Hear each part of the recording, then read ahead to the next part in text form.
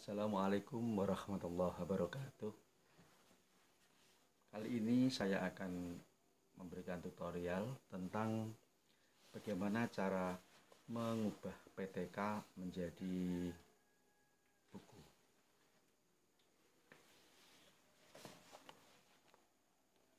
Dalam hal ini, buku yang diubah menjadi PTK dalam konteks penilaian angka kredit itu tergolong dalam buku dalam bidang pendidikan. Angka kreditnya maksimal 3 ya, dengan syarat dicetak oleh penerbit dan ber-ISBN. Baiklah, Bapak Ibu guru terutama ya.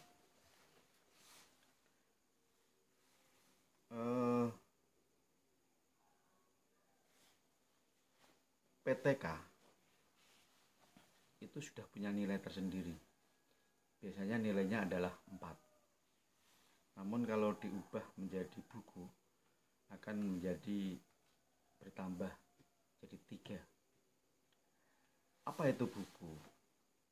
Buku menurut UNESCO adalah bukan terbitan berkala, lebih dari 49 halaman, memiliki cover yang tebal, diterbitkan di suatu negara dan tersedia untuk publik, dan dicetak minimal 50 eksemplar. Itu pengertian buku menurut Kementerian Pendidikannya UN atau United Nations atau PBB. Kemudian bagaimana anatomi buku itu sesungguhnya? Pada umumnya anatomi buku itu terdiri dari 3 hal. Yang pertama adalah preliminaris atau front matter atau halaman pendahulu lah begitu. Biasanya bernomorkan Romawi. Kemudian yang kedua adalah text matter atau halaman isi. Penomorannya biasanya menggunakan nomor Arab. Dan yang terakhir yaitu postliminary atau end matter, halaman penyudah atau penutup. Biasanya penomorannya adalah Arab. Kemudian bagaimana langkah mengubah PTK menjadi buku? Dalam hal ini saya banyak mengikuti pelatihan begitu, dan saya menemui beberapa ahli. Ini saya ambilkan dari beberapa ahli begitu, bagaimana cara yang paling mudah begitu bagi guru untuk bisa mengubah PTK-nya menjadi sebuah buku. Yang pertama, ubahlah judul PTK menjadi judul buku. Kalau judul PTK biasanya sangat ilmiah akademis begitu, tapi kalau judul buku kemas dalam bahasa yang populer. Contoh,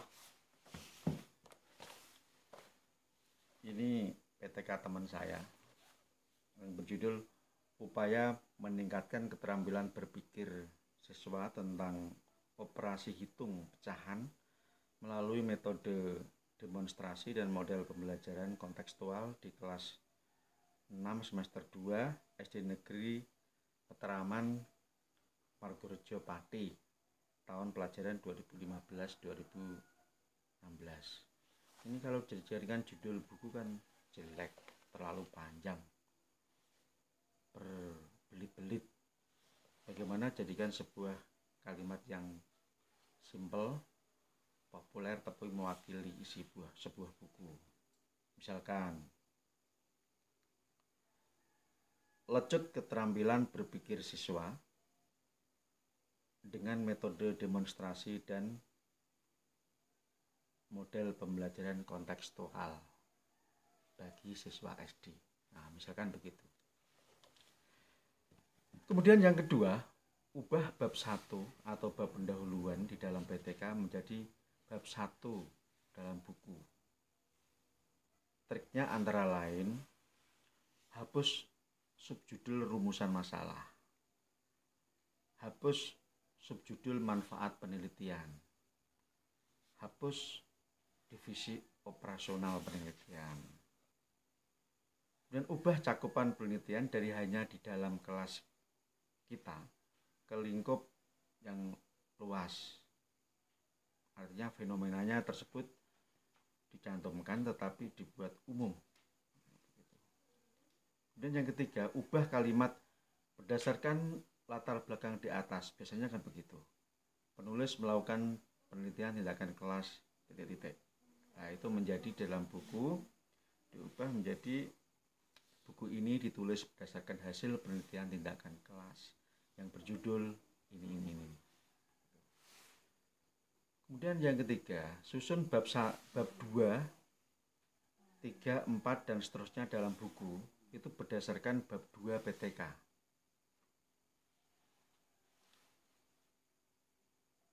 Bab 2 PTK memuat kajian pustaka.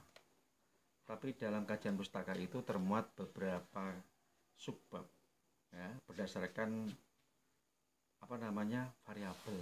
Contoh kalau dalam penelitian teman saya tadi dalam bab 2 kajian teori itu membahas tentang 1. Pembelajaran operasi pecahan hitung di sekolah dasar. 2. Cara mengerjakan operasi pecahan hitung. 3. Model pembelajaran kontekstual. Ini bisa dijadikan 3 bab ya. Yaitu yang pertama pembelajaran operasi pecahan hitung di sekolah dasar. Terus bab yang selanjutnya cara mengerjakan operasi pecahan hitung. Bab selanjutnya lagi model pembelajaran kontekstual.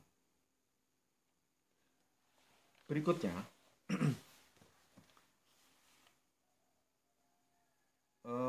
bab hasil penelitian dan pembahasan di dalam PTK.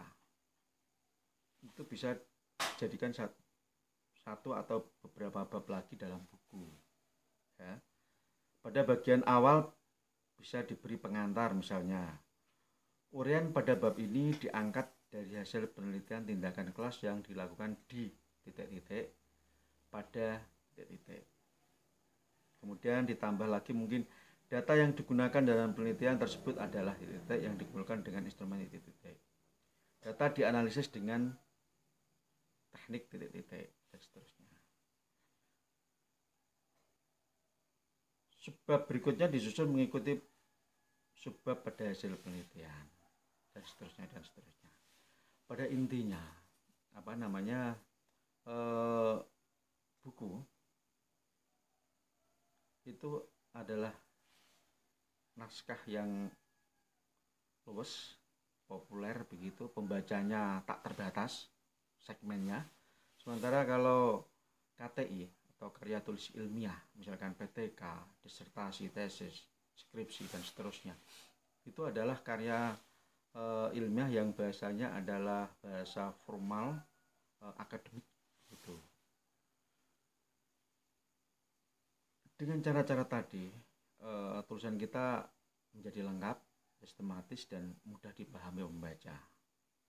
Gampang kan? Demikianlah trik atau tips atau tutorial sederhana dari saya. Saya ini bukan full ahli, tapi hanyalah seorang master atau magister. Bisa hubungi saya, Khairy Abdul Muid, MPD, alumnus IKIP Yogyakarta, UNES Semarang, dan UMK Kudus di 081 226 057 173. Assalamualaikum warahmatullahi wabarakatuh.